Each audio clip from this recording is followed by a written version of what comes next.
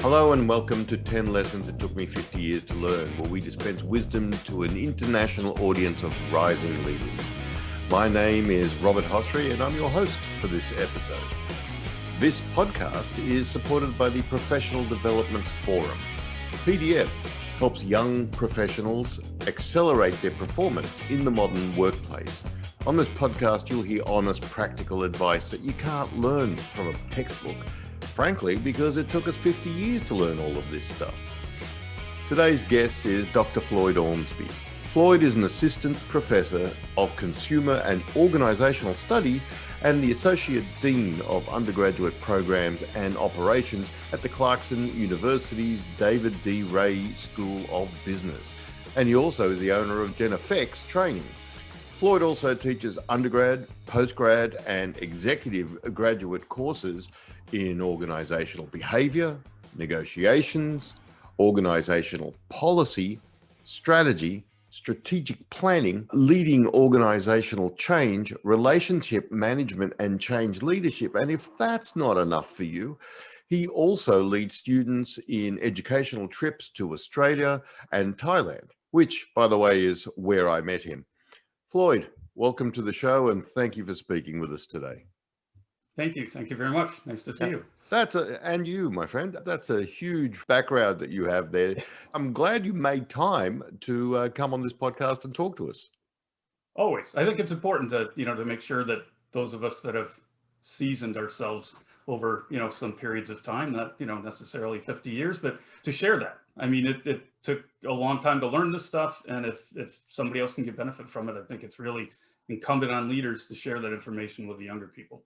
Very well put, and that's what we're all about. And that's why we invite people like you on, Floyd, who want to be part of this project and share what you've learned. So let's start off with the lesson we ask every one of our guests. What was your very first business or life lesson that you can think of? I would say it was really embrace every opportunity that you get to learn and to try out some new things. My first experience with real business. I mean, I had worked in stores and that sort of thing. I was working in a convenience store and was actually at the time was a small gas station going to college and working there part-time, and had the opportunity to take over as a manager of that store. And how I found out about that was I went into work on Friday afternoon, and the senior area supervisor was there, and he said, "Hey, your manager's going to be quitting. He's leaving on Monday, and we'd like you to take over as manager." And I said, "Well, that would be great." And so they tossed the keys to me, and I caught the keys. And Monday morning, I went back. I worked all weekend as one of the people that worked there, and Monday morning I was boss. And I always tell my students, look, when you become a manager, the extensive training that you get, they give you a huge book with volumes of scenarios. And on Tuesday, Robert was being difficult. So you go to the section on Robert's being difficult today, and it'll tell you exactly why and what to do. And then, obviously there is no book like that.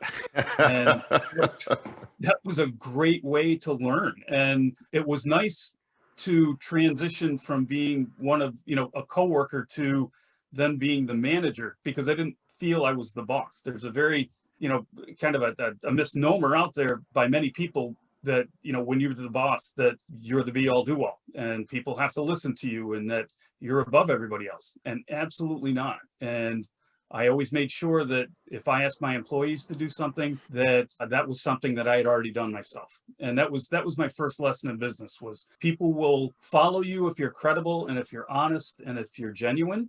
And if you go in and you're, boastful and pointing at people and telling them what they have to do, they're going to do everything they can not to do what you want them to do. Isn't that true? That would be my first out of the gate lesson. Look, that's an incredible, valuable lesson, because a lot of people don't get it. They don't understand, or they don't realize, or they don't know that being a leader is more than just a title. It's being credible. It's being trusted by the people that you're asking to do things. Your employees. There's several of the courses that I teach will teach a leadership chapter or a module, and I always try to make sure that my students get that, look, if you're if you're truly going to be a leader, not just, hey, here's this title and, poof, your boss, but you're going to be a leader, then you've got to have a real incredible and well thought through vision that you can really make theirs. It's not about you. It's not about what because you can see it and you know what it is and you made it up. But if you can, for lack of a better word, sell it to them where it really becomes their vision, that's what really produces results. And Yeah. that's not telling, hey, you do this and you have to. Sure, there's times that you may have to do that. Military, if you're in the middle of battle and there are people shooting at you, that's not the time to sit down and hold hands and ask people how they feel and what they You think. don't call a committee meeting at that point. Exactly. But if you're running a very dynamic organization, or you have a group of people that really have great potential, and you're able to give them something to look forward, or to see in the horizon, to work towards, and it becomes theirs, that's the good stuff. Absolutely valid. And actually, a lot of leaders could actually learn from what you just said and promote the right people who have those qualities. Okay, that's fantastic, Floyd. And I'm sure that's something that will make a lot of our listeners sit back and think hard about what you just said, because again, that particular point is a lot deeper than what you just said. If people really need to think about what they've just heard to understand it fully. But let's move on to your 10 lessons. So lesson number 1, never let anyone tell you no. Well, that's gonna be really hard, Floyd. Oh yeah, absolutely. I mean, there are practical times where, for example, my professional football career, I am 5'7" and I weigh 165. And that just, realistically, no, that's not going to happen. Or my professional basketball career or ice hockey career. No. If there's something that's just practically going to limit you from doing something, then you have to be realistic about it.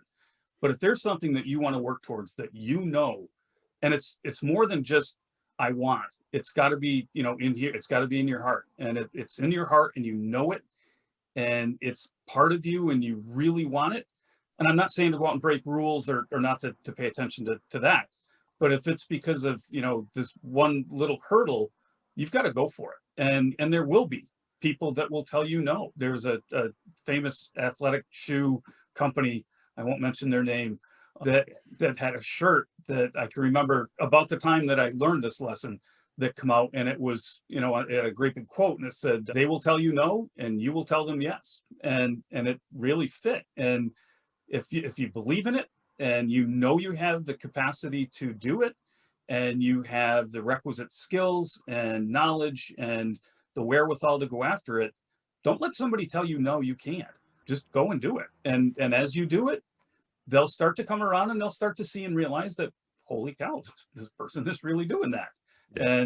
And it earns you a lot of respect when you do that as well. It does. And I can speak from firsthand experiences, I'm sure you can too, Floyd, that those times where you have listened to the no, and the no doesn't mean that a person, whether it be a relative or a friend or a colleague, says, oh, you can't do that. A no could come from society and the societal pressure you feel that, oh, well, as a ex-person or as a male in this society, my role is to do Y. That's not true. Do what you want to do, follow your vision, follow your dreams, and it will work out. Floyd, I agree with you. You will find the way to do it.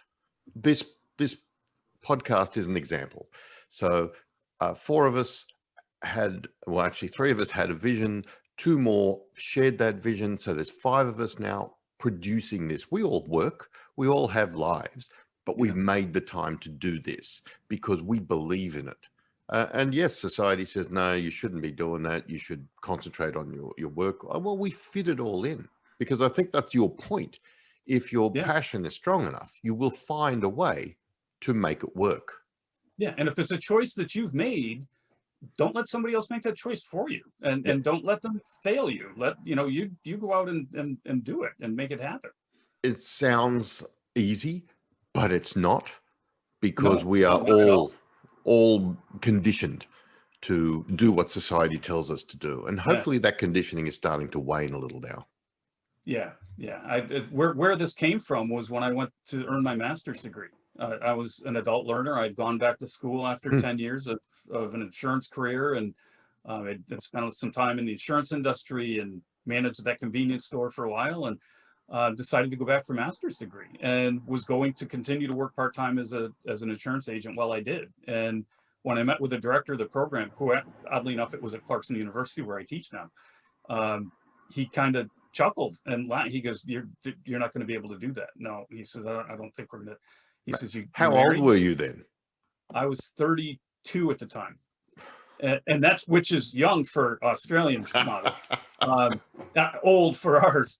But I was married and had a home and was working part. And he didn't really laugh at me, but he chuckled and he said, you know, we've had some people try it. And he said, you're not going to be able to do that. And I said, well, why don't you tell me what I need to do on the entrance exam, and let's go from there. So he told me that, and I got, I did well in the exam. I ended up getting a great scholarship, and made it through the program and did very well. And at graduation, we were walking into, they have a reception for the graduates after, and the director was walking out the door, and we kind of walked into each other. He stopped. He said, I owe you an apology. And I'd completely forgotten it. And had he not apologized, I think I'd have never remembered it. And I said, for what? And he said, I kind of laughed at you and poo-pooed that you were going to be able to do this. And you came and, kicked butt and took names, and you did really well. And I'm proud of you. And I'm very sorry that I ever said that. And I won't ever doubt, a student that really has the passion to do it again. And I thought, wow, that's impressive. And I'd had him as a teacher and grew to know him because we worked together, several years later, and a wonderful guy. And I think he also really walked away from that learning that, don't hold people down, let them go and let them do their thing. Well, there's an authentic human being who, admits when they're wrong. But what a great anecdote to prove the point that you've just made. Well, that's wonderful. Floyd, let's go on to lesson number 2. Don't let them see you sweat. Yeah, never let them see you sweat. My father used to say that. And, we live in a very rural area, and kind of a, very small towns and that sort of thing. And I was always not overly confident. So, for example, if you'd have asked me 30 years ago, would I ever go to the school that I went to, Clarkson University, a private institution, let alone would I teach there, let alone would I be the associate dean there, I would have laughed at you and never thought that I would ever do that. And as I started to do things in life and started to accomplish things, I started to realize that the only one that didn't think I could do it was me. And I found that when I became nervous and I, would sort of, you start to sweat and you go, boy, I'm really nervous about this, or boy, I don't know if I can do that. 9 times out of 10, people go, boy, you seem so poised, and I thought you were doing so great and all that. And people will hold you up with that and help you with that, as long as you don't keep telling them how nervous you are and how much you're kind of doubting your own abilities. I've taught a bunch of different students where, for example, in management communication class I taught a number of years ago, I had an adult student come in and they had to give a speech in front of the class, and she was horribly, horribly nervous. And I just told her, look, nobody needs to know that you're nervous except for you. I know it now. Nobody else needs to know that. And she got up and she did her presentation, and the students afterwards come up and congratulated her. And she came to my office afterwards and said, I almost vomited. I was so nervous. I said, but you didn't say it. A lot of people will get up to do the speech, they've never done a speech. And, oh, I'm so nervous about this. And that it goes better. If you don't tell people you're nervous, then, let them figure it out. Know your craft, know what you do, know your abilities, and just do the best that you can. Don't waste mental energy worrying about whether or not people know you're nervous or know you're sweating. So never let them see you sweat. It's not a matter of authenticity. It's not a matter of saying, lying to people. It's a matter of self-confidence. It's a matter of, yes, admitting, yes, I am nervous, but I'm going to do this. Yeah. And don't advertise it, because that becomes the topic of whatever it is that you're working on. So if I'm giving the presentation in class And I keep going, oh my God, I'm so nervous. Oh, I'm so sorry. I'm so, oh, I lost. You make yourself more nervous. Oh yeah. Yeah. And then they don't even know what the speech was. They just know you were nervous. I have another example where this came from as well.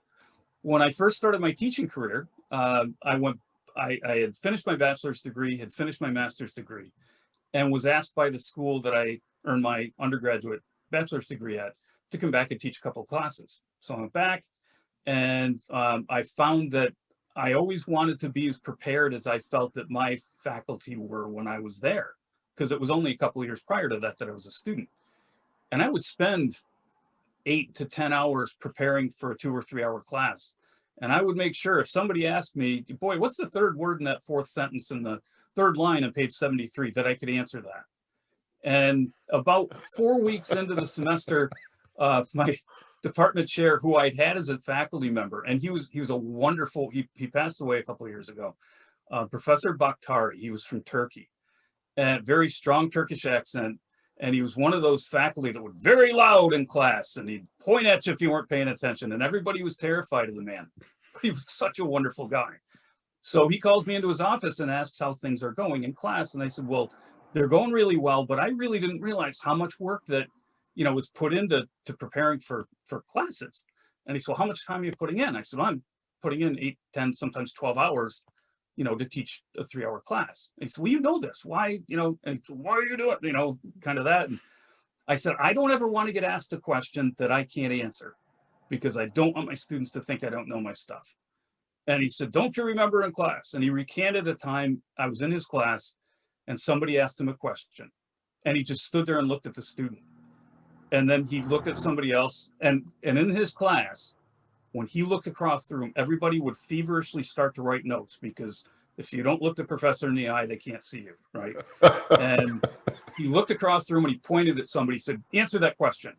And the student just looked terrorized. I answered that question, and he asked somebody else, and he had us write a paper about it. And he said, do you remember? I said, I remember that.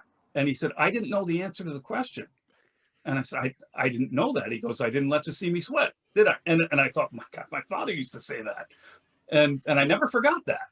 And I've had some of my students sometimes come up and go, how do you remember all this stuff in class? I'm like, half of the time, not half the time, but some of the time you'll ask a question, I don't know the answer, and I turn it back on somebody and they'll answer it. I say, oh, I never knew that. That's great. And they say, I'm going to use that in my career. Go ahead. That's brilliant. That's absolutely brilliant.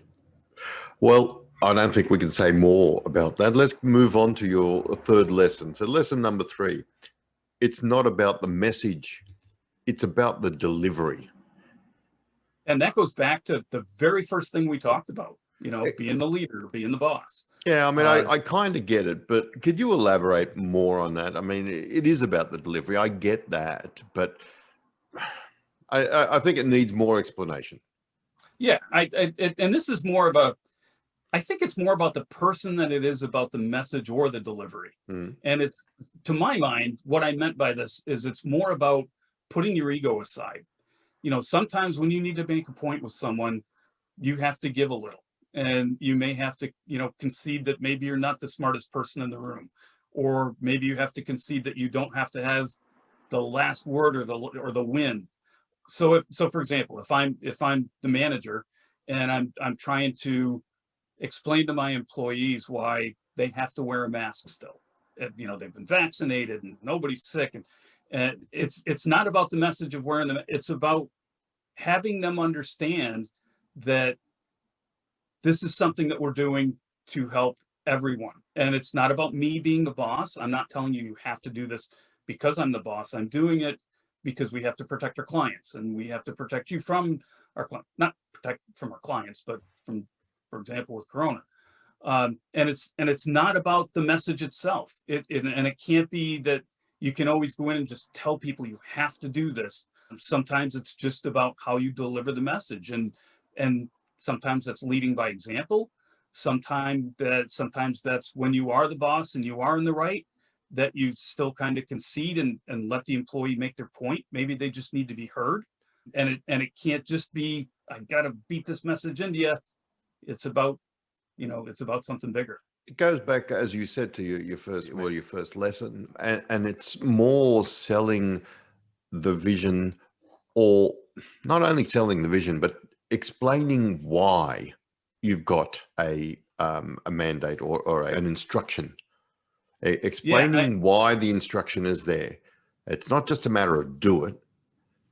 Do it because of this. And if you can relay that message to people, if people understand why they're doing things, then they're more likely to do it. So it comes, as this lesson says, it's in the delivery as opposed to the message.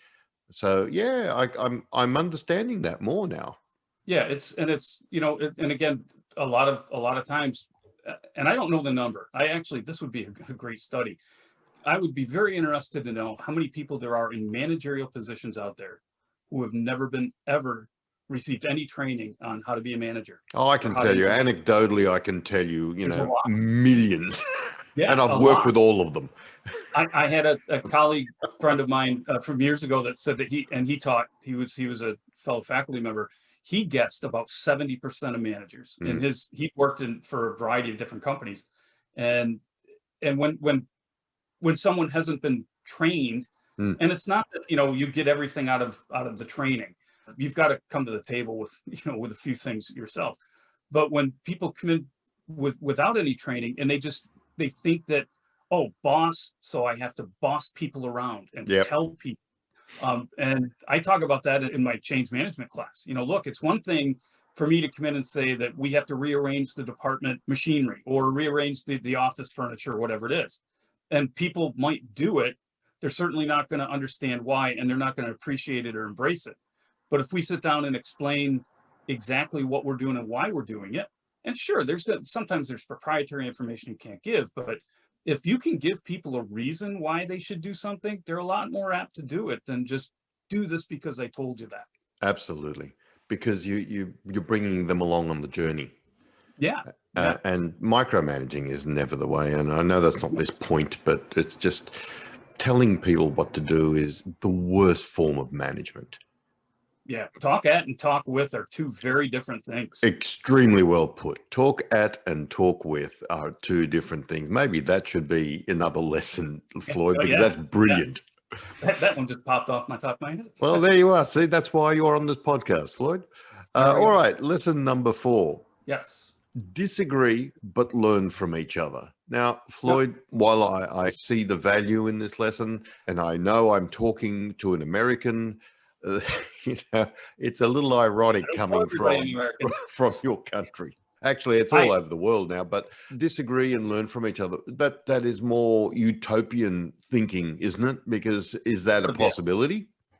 I don't see why not. It's literally just a matter of stop for a minute, and certainly you can make your point. It relates back to number 3. You can make your point, but listen to what the other person has to say. You never know what you're going to learn and who you're going to learn it from, and in what setting you're going to learn it. There's, so many different places that we touch the lives of other people. And if I always am the smartest person in the room and never hear what anybody else has to say, I'm not going to be, very smart for very long anyway.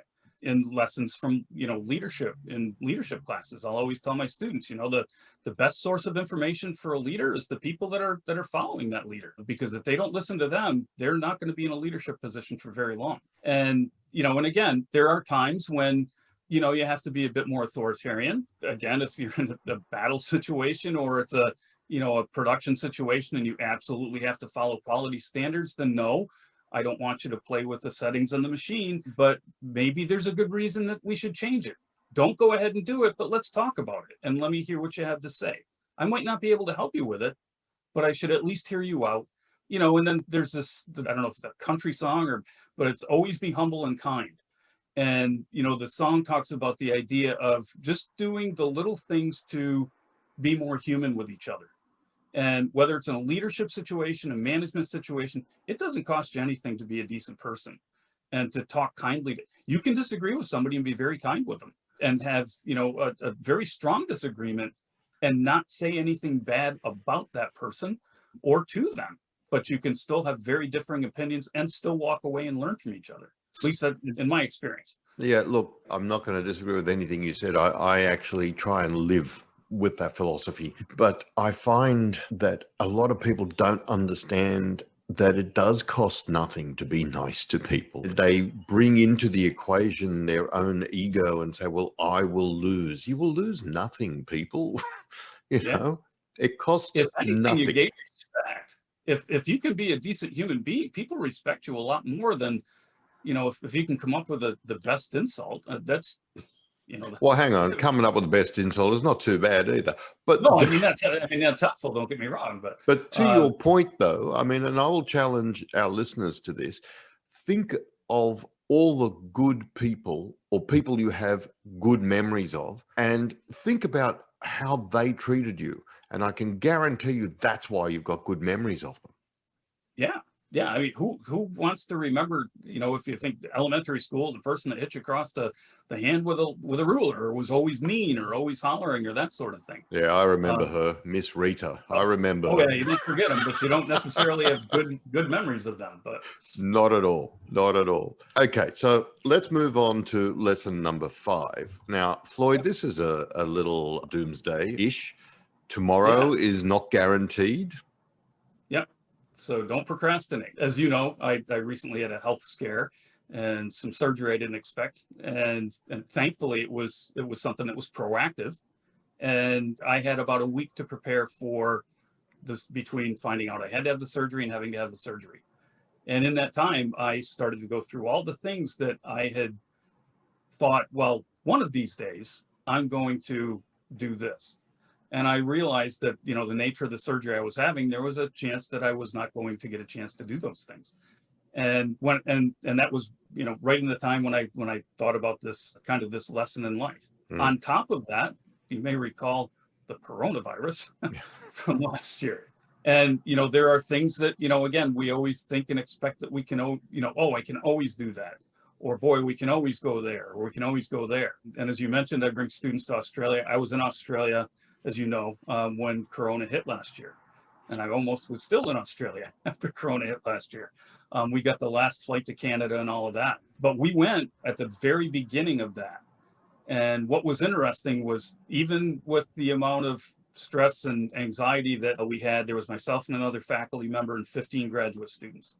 And we had quite a journey home. And when we got back, after the class was done and grades were in, we polled our students and asked them, if they knew then what they know now, would they have gone on the trip? And all 15 said absolutely they would. And they said, because because at that time, everything was shut down. And the response was, what happens if things had never do open back up? We've never gotten to go there. And all of them wrote, they have to write a very long paper at the end of the trip. All of them wrote basically this, is that, what, from now on, when there's something I want to do and I'm able to do it, I'm going to go do that. And that can be getting a degree, taking a class, telling your loved ones that you love them, doing whatever it is, because you really, you don't know when the clock is going to stop. And that in your career and in your life, you've got to really seize the moment. Well, yes, you do. And I don't want to be morbid about all of this, because that's not what you're saying. And what a valuable lesson for your students, because had they not gone on that trip, it could be years before they get to go again, if at all, for some of them. But that was a very valuable lesson to learn at that age. From our point of view, as you said, from the seasoned veteran point of view, it's not about tomorrow may never come. It's more about, get off your butt and do the things that you have been planning in your head since you were a kid. This is what I'm hearing from you, Floyd.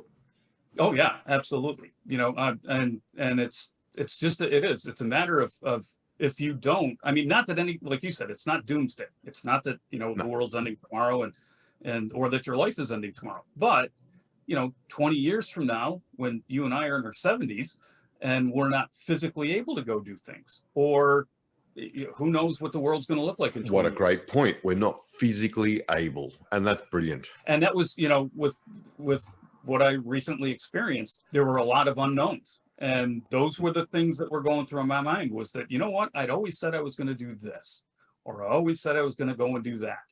And boy, that is the one thing that I was hoping and praying for is that, you know what, I'm going to go do that stuff and I'm going to make sure that I can. And thank, whatever being you pray to, that it worked out that I will get to do those things.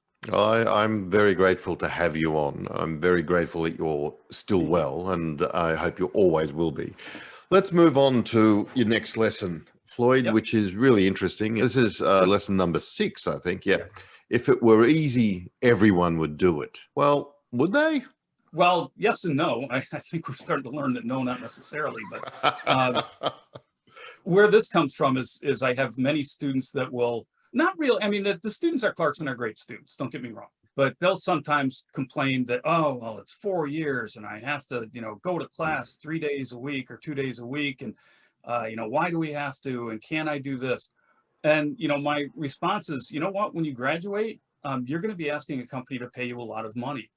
And when you ask them to pay you a lot of money, you have to provide them something in return for that. If I can go and in 3 hours time, watch a YouTube video and do the same exact thing, why would I do the degree instead of just watch the YouTube video? Or why would they hire you instead of watching the YouTube video yourself? And that's, and this lesson was more of a, earn it for yourself because it's worth it for yourself. And that can be anything from, materialistic things that you might want, your education, your job, your family. If it's worth having, it's worth working for, and you should work really hard for it. I've had a couple of really interesting experiences that really brought this to life. One was when I was 10 or 11 years old, I believe. I wanted this bicycle. I had a paper route. You'd earn, $5 a week in the paper route, and I'd get a $2 a week allowance or whatever. And this bicycle that I wanted was about $150. And this was back in the 70s, and that was a lot of money back then. And so I went to my parents. I was an only child. I was maybe a little bit spoiled. And I went to my parents and I said, geez, I really want this bike. It was a motocross bike. And I had, it was really cool. And I said, I really want this bike. Would you buy it for me? And they said, nope, we won't buy it for you. If you'd like to buy it, how much money do you have towards it? And I had like $30 saved up. And they said, we'll loan you the money. And I said, all right, you're 10 years old or 12 years old. Ah, sure, whatever. So my father sat down and explained to me how interest worked and how payments worked and how, when I got my pay from my paper route and part of my allowance every week was going to have to go to this. And they actually wrote out a little contract and had me sign a contract and had me sign interest. Now, before anybody thinks my parents were, loan sharks that took advantage of me, they took all that money and put it into an account for me and I got it back later.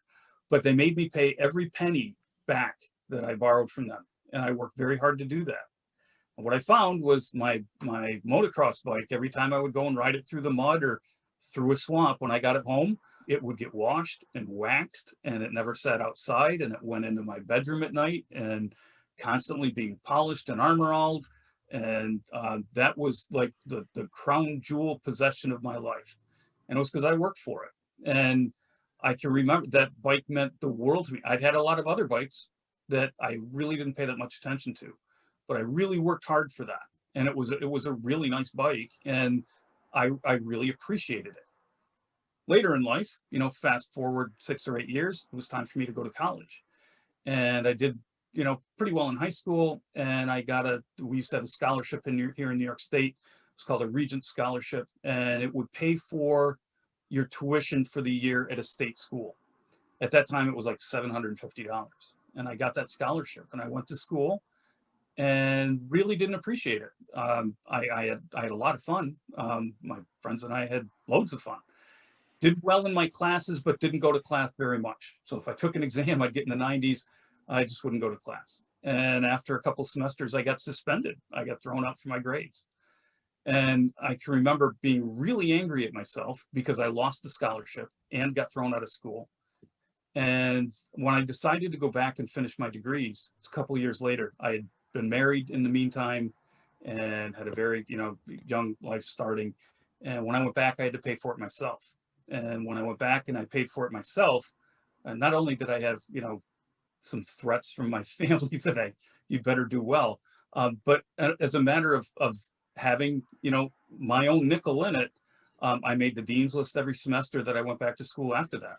I earned 2 associate's degrees, bachelor's degrees, and all of that, and always worked very hard at that. and realized and noticed that many times when people just get things it's the, give a person a fish, teach them how to fish thing. People that are just given things don't usually, that's not a fair statement, often don't appreciate them. Whereas if they work for it many times, they'll appreciate it much more. And if it were easy, everybody would have it. This is true. I see the point now. And I think there's research done on lottery winners that actually proves that point as well. People who have won the lottery tend not to hold on to the money, whether it's not being educated in financial matters or just, it was easy. But it's true, when you have to work for it, it means a lot more to you than when it's given to you. Now, I do see the point, and it's a very valid one. All right, well, let's move on to lesson number 7. Now, again, there seems to be a theme with your lessons, Floyd. Yeah. Lesson number 7, run your own game, not someone else's. Great if you run your own business, difficult if you're working for someone else. So how would you justify, or how would you explain that to most of our audience who would probably be working for someone? I would say that it boils down to, you need to be and do you. People can tell you. Can you just say that again? Yeah, you need to be and do you. Do you, be you. People can tell you what they think you should do. People can tell you the direction they think you should go, the job you should take, the projects you should work on. But if it's not you, and if you are not being genuine when you make your choices, whether it's, again, taking a job or taking a class or doing a college degree, you're never going to be happy with that. And, you've got to do things for you, because you're the person that looks back at you in the morning in the mirror. And I tell my students, look, when you start your career, as a matter of fact, this week we were talking about organizational culture and how people fit or don't fit in it. And I told them, the measure of whether or not you fit in a company many times, now there are other mitigating factors that can impact it, but the measure of whether or not you really fit in that organization is how you feel when you look at yourself in the morning in the mirror.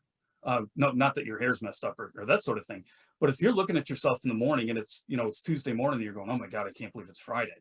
Or, you're 22 years old and you've been working for a year going, when can I retire? Oh my God, I hate going to work. Pretty good indicator there's something wrong.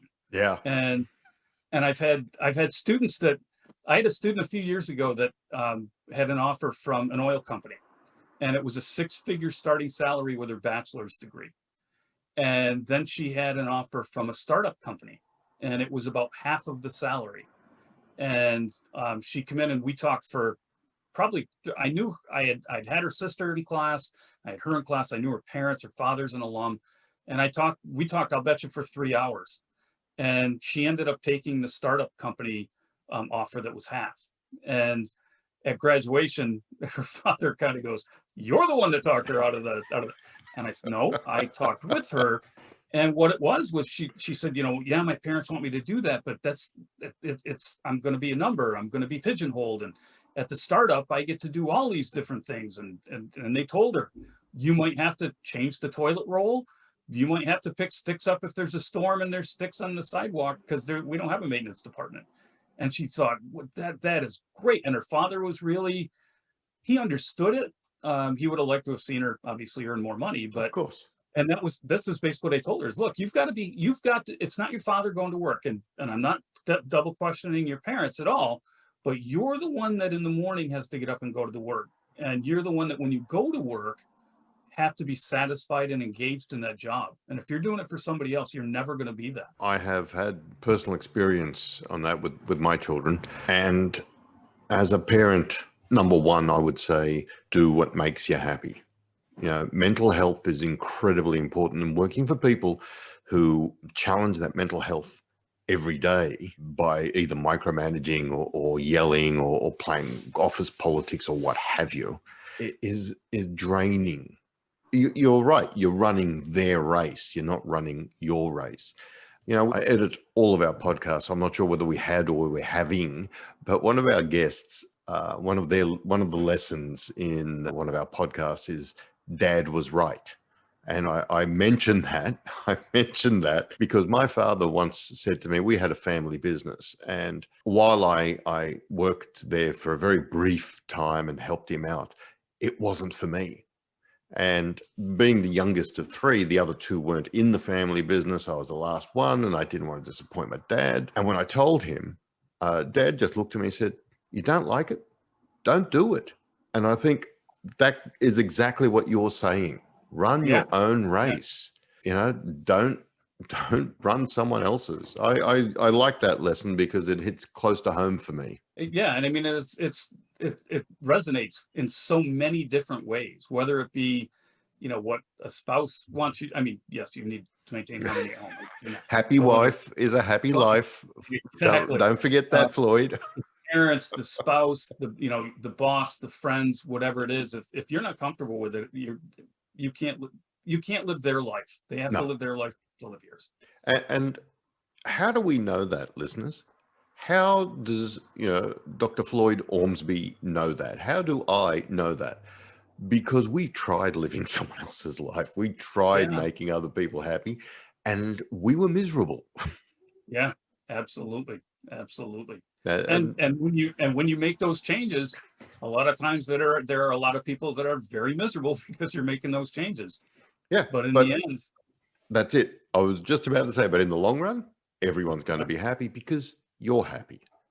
yeah, yeah, you can put, spackle over a lot of holes in the wall, but there's still a hole in the wall. And that's That's what it boils down again, well put, mate. Well put. All right, let's go to lesson number 8. You have to be the one who pushes yourself. Well, I don't have any clever quips with that. I'd like to, but the fact that I totally agree with that. But give us your anecdote on this one, Floyd. Yeah, it's live up to your potential, not down to anything. And again, and this you'll notice there's another theme here. Again, I grew up in a very small area, and there was many times there was almost the theme of people not liking to see others succeed. Mm. We're in a relatively financially depressed area, and if someone did well and bought a nice home, it was, boy, must be nice, and that, well, no, I worked my butt off for that, or I saved, or I, sacrificed for that. And a lot of people that I grew up with kind of lived down to those, and it goes back to lesson number 1, the naysayers, and were almost embarrassed out of doing well or felt bad because they were doing well.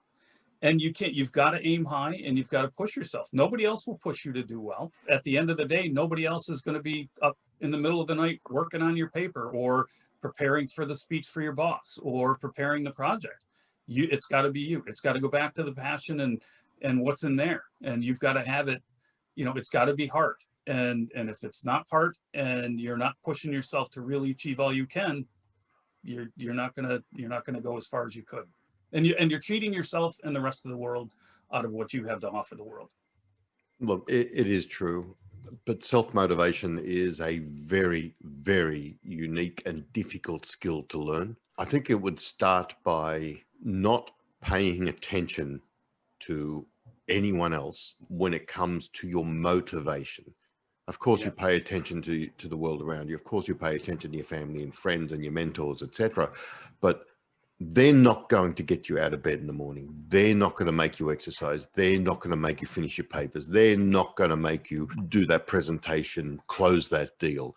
You're the one that's going to do it. And so the self-motivation portion of this is up to you. And that is a huge skill to master. How do we master that, Floyd? I mean, okay, it's great to say you have to be the one to push yourself. And I'm with you there.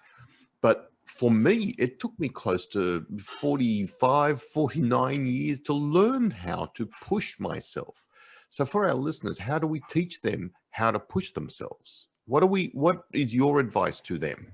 I did this, and now I have my students sit down and write out a mission and vision statement. And they have, I'll ask them to pick some point in time in the future, not next Tuesday, but where do I want to be in, they're in their 20s, in 40 years from now. And just stop for a minute and think about, number 1, why do you want to be there? And number 2, how do you get there? And from there, you've got to build a plan to be able to work your way to get there. And, anybody can do anything if they really put their mind to it. And you've got to have a reason to do it. And again, it has to be your goal and it has to be your motivation. And it might be that, you want a really nice house because you want a nice house for your family and to raise children and whatever it may be. But that's got to be your driving force that gets you up. And you've got to connect the dots between I need to prepare for this presentation to the board for tomorrow, because if I do a really good job with it, then I can achieve this or that. Or if you own your own business, I need to work on this product so that we can, get this contract, because that will allow me to do this. You've got to connect the dots. It can't be one singular thing. Oh, I want money. Oh, I want to be rich. That's not it. And it can't be about the money. The money will come, but it's got to be something bigger and more than that. It has to be, we go into an OB lesson between intrinsic and extrinsic motivation. It's got to be intrinsic and it's got to be up here and in here. And if Absolutely. it's not, it's very short-lived. The thing that I see again, you have to be you. So you have to be authentic. So this mission, and this is not something new, and as much as I love you, Floyd, I know it's not your, Stephen Covey was talking about writing a mission statement, a personal mission statement years and years ago. But that's what we're talking about. You have to be authentic. What motivates you comes from within. It comes from understanding who you are and who you want to be. And once you know that, it happens. You will find the motivation will be there. And if you listen to one of our earlier podcasts, Michael Kelly says all agreements are with yourself. The reason that is a powerful lesson as well is because you don't lie. Well, some people lie to themselves, but generally, if you make an agreement with yourself, you tend not to break it, simply because if you're authentic with yourself, if you know who you are, you won't break an agreement you've made with yourself. You'll break an agreement with other people, but not with yourself. So all of these things tie in together, and it's a very, very valuable lesson, Floyd. Thank you. Yeah, and if I can add one more thing. Yes, please. I think it goes back to, we discussed about leadership and giving the reason that we have to do the change. That's true for yourself too. What is the reason that I want to work towards earning a PhD? Why do I want to own the home? And it can't, and again, it can't just be, because I want the biggest house in the street, or I got to have the flashiest car. It's got to be, there's got to be a valid reason. Yeah. No, that's very, very true. Okay, so let's move on to lesson number 9. Now, this is weird, Floyd. It's a little strange. I'm going to wait for the explanation before I say anything else. Lesson number 9: live a real life, not a virtual one.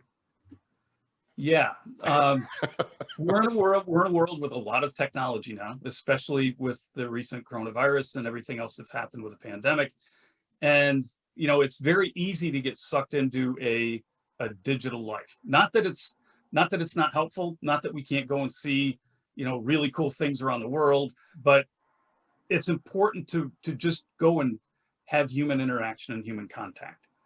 Being a neurobehavior teacher, I think that there are going to be a lot of organizations that are going to not necessarily suffer, but have a bit of a difficult time when people actually start to come back to work in person. We're starting to do it at Clarkson, and it's, people are uncomfortable right now, because of the coronavirus, but it's a little weird to go to an in-person meeting now instead of just looking at Robert's head and shoulders, and it's a really different level of contact. Yeah. And some of the notes that I wrote about this one was things like, go out and see people, or go to a pub and just talk to a stranger, or talk to somebody in a cafe. And some of the most interesting, really cool experiences I've had in my life were on my trips to Australia and to Bangkok, where I'll just walk in somewhere and sit down. And especially in Australia, people are they'll come over, sit down, and, hey, you mind if I sit down? And you start learning about people, and you learn so much about the world that I think is just really lacking in that virtual environment. And I'm so afraid of what younger people who never knew a world without digital life, on what they could potentially miss out on if they don't go out and do that. Yeah. It's, strikingly different to stand at the Javakai, Cultural Center up in Cairns and shake hands with, one of the first peoples on Earth, as opposed to watch a video on YouTube about the Aboriginals in Australia. And it really is. And that's what that's about. It's just to be careful not to be afraid of the world. And yeah, there's some dangerous things and bad people, but the benefits way outweigh those risks. Well, again, that's an excellent point. We are now in Australia back to face-to-face meetings, back to networking functions. And so the point is well taken. These functions now are being oversubscribed by people because they want that human interaction. I went to one recently, it was packed. And it's a little confronting because yes, Australia is doing much better as far as community transmission. We have virtually no community transmission of the coronavirus or the COVID-19 virus at the moment. Now that could change in the future. You never know because this thing's just been weird. But yeah, the point you're making about leading a real life, not a virtual one, these events that I'm going to are packed. People are open to having meetings because they want that human interaction. So it's your point is valid. It's going to be hard to explain to people who haven't experienced it though. Yeah. Oh yeah. We were fortunate. We had students in residence on campus in the fall semester of last year, as well as this year. And so they're in pods, and we're very careful and shuffle them around, but they very much wanted to come back. And we weren't sure, because we were offering online, they could study remotely. Yeah. And the majority of students wanted that human interaction and wanted to be in class. It is a human need. Now, I know a lot of people poo-poo Maslow's hierarchical structure, but yeah, it is a human need. Yeah. Yeah. That's why isolation in prison is a punishment. If everybody liked it, they could be in isolation all the time. That's an excellent point. Okay. So before we get to the last lesson number 10, Floyd, I need to ask you this, and for our podcast listeners who don't get to see this, and this interview will be on YouTube, but for podcast listeners who don't get to see this, Floyd has a virtual background of the Sydney Harbour Bridge and the Opera House behind him. Yeah. So he's basically floating there in Sydney Harbour. Now, I bring that up for a very, very special reason. So lesson number 10, Floyd, see the world, meet the people, and always learn more. So this, if I'm not mistaken, you've told me once before, this photo behind you is the one that you took personally. Yep, from one of the Sydney ferries. On one of our trips with the students. I call this my happy place background. I still do love Sydney. But it is a beautiful picture. And it's such a beautiful harbor and such a beautiful area. But I grew up in a very rural area in upstate New York. Traveled the east coast of the U.S. and into Canada and across Canada. And when I finally took the kind of the leap of, if you're going to go in, the way I do things is if you're going to go into the deep end. So my first international trip is go to Australia and bring 17, 22-year-olds with you. What better way to learn how to travel?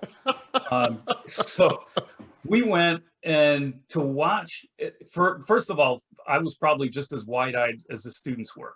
Everything from at the airport, watching students stare at the coffee menu and not having an idea of how to order a coffee in Australia. Yeah, we're not Starbucks, man. We have real coffee here. Thankfully, you're not.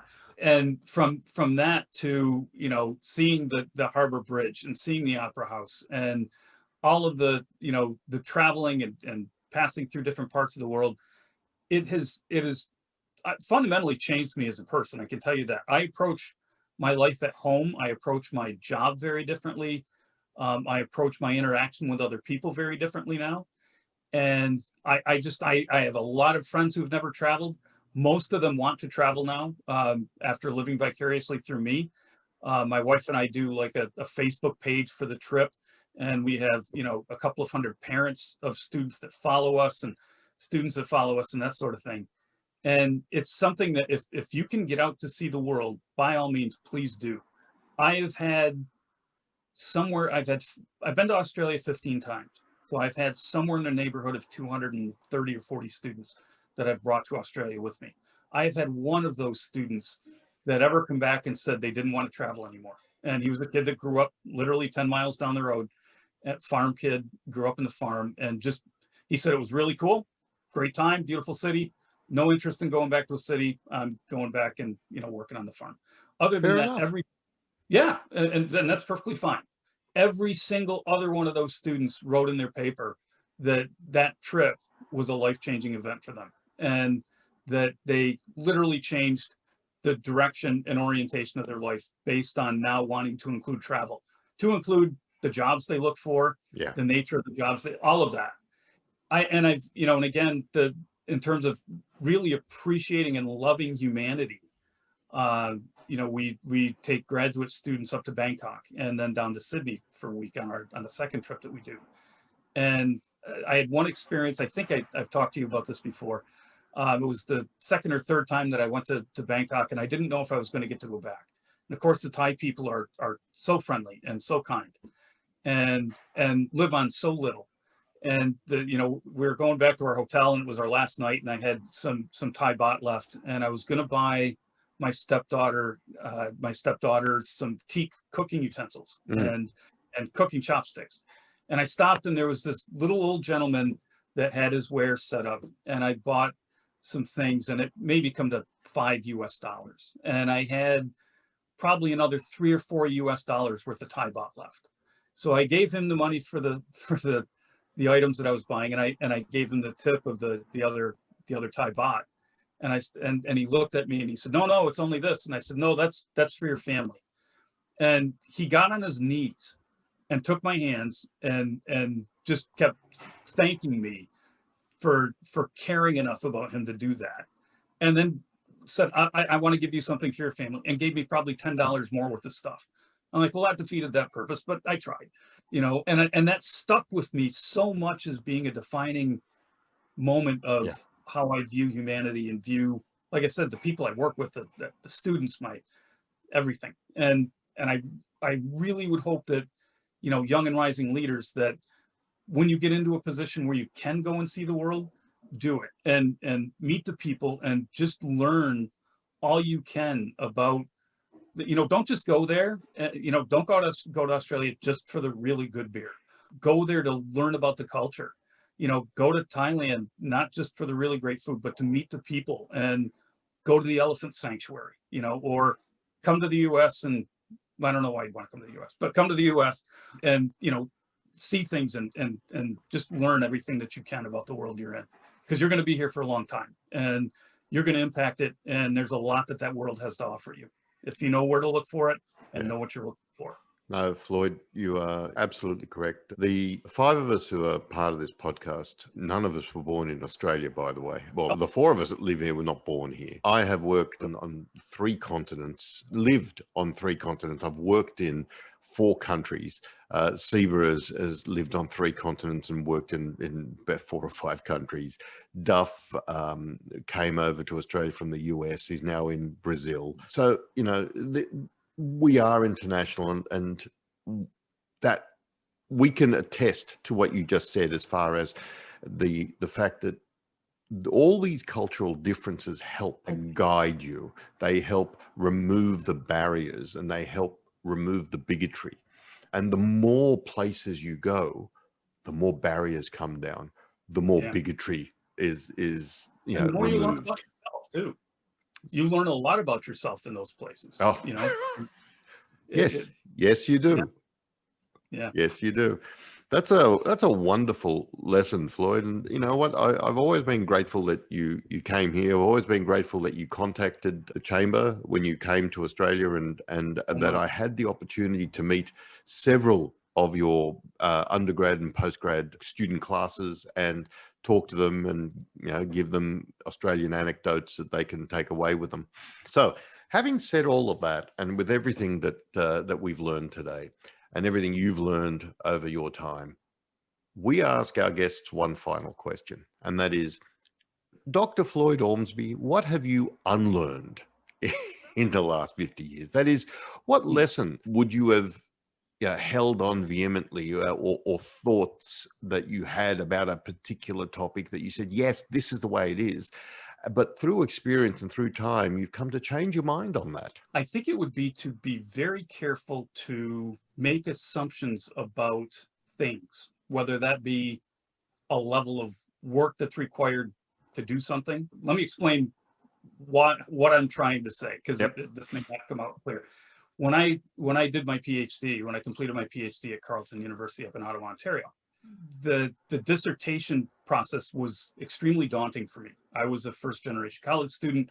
I had a couple of cousins that had gone to college. My parents didn't get the opportunity. I was kind of the lone wolf doing it. And I was so terrified that I wouldn't be able to do it. And I can remember writing the first few chapters of my dissertation and thinking that, boy, I need to write this using really big fancy words, and this doesn't sound smart enough, and I should go to the thesaurus and look some things up. And my dissertation supervisor is just a brilliant author, and actually she does a lot of work in Australia with the Australian government on work-life balance stuff and things like that. And I can remember her calling me and come up to that, we need to talk, because I had her in class a number of times and she'd seen my writing, and in class it was quite different than what I was writing in my dissertation. And she goes, who wrote this for you? I said, what do you mean? And she said, you're a lot of things, but big fancy words not on that list. And where did that come from? And I said, well, it's my dissertation. And she said, yeah, it's, you missed one word in that sentence. It's your dissertation. You need to write it from your perspective, not from the thesaurus perspective or Daniel Webster's. Write it and, certainly use the right terminology and certainly, word it correctly. You don't need to. And I told her, I said, well, I feel like I'm not making it smart enough. And we chatted about that for quite a while. And I always went into life with I don't know if it was an unfounded respect for things that, oh, it's a dissertation, therefore it must be this. Or, oh, that's a politician and they must be a smart person, or, whatever it is. And I guess that's the don't take for granted about things, whether it be a person, whether it be what you think is an unattainable job. Had I stuck with my assumptions of what I thought I knew it was to be a college professor at Clarkson University, I certainly wouldn't be here. If I thought that I knew what it was to be associate dean, I'd have never been here. And I can remember when I was finishing my first college degrees, one of my professors said, well, you should go on. I was at a small state school, a 2-year school. And he said, you should go on to Clarkson and finish your bachelor's degree. And I can remember telling him, I'm nowhere near smart enough to go there. And he said, you have no idea. And I said, no, I think I do. And here I am, a lot of years later, but here I am teaching at Clarkson. And it just, every day I wake up, it amazes me at all the things that I could have missed had I not just looked at things without the lens of here's what I think it should be. I'll put that lens away and look at what it is and face it head on. That's where probably 3 or 4 of those lessons came from. And that to me is probably the most valuable unlearned lesson I have heard in all of our podcasts so far. That's fantastic, Floyd. I really have nothing to say about that because I understand what you've just said. And I will say to my listeners, you really need to listen to what this final unlearned lesson from Floyd again, because you really need to hear what he's saying. And it's a matter of you just got to change your perspective every time you see something new. Just move slightly to the left or to the right. You will see it in a different light, and then you can make your mind up about things. Yeah. And none the least of which is that there are not animals all over Australia that are going to come out and hunt you in the streets. I have students read a travel book before we leave, and they, the author, Bill Bryson, it's called In a Sunburned Country. And the students, I'll have them write an essay before we leave. What are your apprehensions? What are you looking forward to? And they're like, are there really, deadly animals everywhere? And I'm like, no, there are not, man-eating koala bears swinging in the trees in Sydney dropping on you as you're walking down. That's not going to happen. Well, with that, I would like to thank you, Dr. Ormsbee, for being with us today and sharing this wonderful 10 lessons that it took you 50 years to learn. I really appreciate that. So thank you, Floyd, and I hope to see you again soon. Yes, hopefully. You've been listening to 10 Lessons It Took Me 50 Years to Learn. Our guest today was Dr. Floyd Ormsbee. This episode was supported by the Professional Development Forum. PDF provide webinars, social media discussions, podcasts, parties, anything you want, everything you need. You can find them all by visiting professionaldevelopmentforum.org. The best part, it's all for free. If you've enjoyed this podcast, make sure you hit the subscribe button so you don't miss out on the next episode. Thank you for listening, and we'll see you at the next episode of 10 Lessons It Took Me 50 Years to Learn. Changing the world, one lesson at a time.